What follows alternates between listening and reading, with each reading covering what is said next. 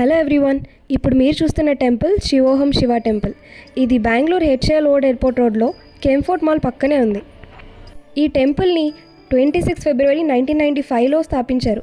ఇంతకుముందు ఈ టెంపుల్ని శివ మందిర్ అని పిలిచేవారు. ఇప్పుడు 2016 నుంచి శివోహం శివ టెంపుల్ అని పిలుస్తున్నారు. శివోహం అంటే శివుడు ప్లస్ అహం, అంటే నేనే శివుడిని అని అర్థం. ఈ టెంపుల్ ఉద్దేశం ఏంటంటే దేవుణ్ణి పూజించడమే కాదు, నీలో ఉన్న దైవాన్ని గుర్తించడం. గుడిలోకి రాగానే మనకి 32 అడుగుల వినాయకుని విగ్రహం కనిపిస్తుంది. ఏ దేవుడి పూజ అయినా సరే ముందు వినాయకుని అనుగ్రహంతోనే స్టార్ట్ అవుతుంది. కాబట్టి ఇక్కడికి రాగానే భక్తులు వాళ్ళ అడ్డంకులు తొలగాలని చెట్టుకి తాడుని కడతారు. తర్వాత లోపలికి వెళ్ళగానే మహాశివుని విగ్రహం కనిపిస్తుంది. 65 అడుగుల ఎత్తైన విగ్రహం, జట్టల నుంచి గంగ ప్రవహిస్తూ ఉంటుంది.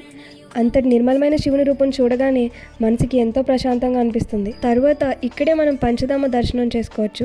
అన్ని ప్రదేశాలకి తిరిగిలేని భక్తులు ఇక్కడ ఒకే చోట అన్ని పుణ్యక్షేత్రాలని చూసే అనుభూతిని పొందుతారు. ఆలయంలోకి ప్రవేశించగానే భక్తులకి రుద్రాక్షలను ఇస్తారు. వాటిని ఒక గిన్నెలో వేయమని చెప్తారు. ప్రతి గిన్నె ఒక జ్యోతిర్లింగాన్ని, మనలో ఉన్న అహాన్ని సూచిస్తుంది.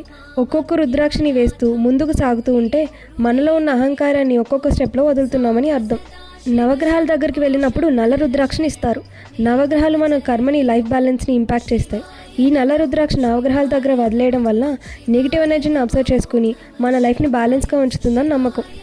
అలాగే ఇక్కడ భక్తులు నీటిలో నాణాన్ని వేస్తారు. నీరు అనగా దైవ ప్రవాహం, నాణ్యం అంటే ఆశ. ఇక్కడ నీటిలో నాణ్యం వేయడం ద్వారా మనలో ఉన్న ఆశల్ని దైవ ప్రవాహంలో వదులుతున్నామని అర్థం. చివరిగా ఈ ఆలయం చెప్తుంది ఏంటంటే శివుడు బయట లేడు, మనలోనే ఉన్నాడు. రుద్రాక్ష, నీరు, నాణం, యాత్ర ఇవన్నీ నువ్వు నీలో ఉన్న శివుని గుర్తించడానికి ఇచ్చినవి మాత్రమే. ఈ వీడియో మీకు నచ్చినట్లయితే లైక్ చేసి షేర్ చేయండి. అలాగే మరిన్ని వీడియోస్ కోసం మా ఛానల్ని సబ్స్క్రైబ్ చేయండి.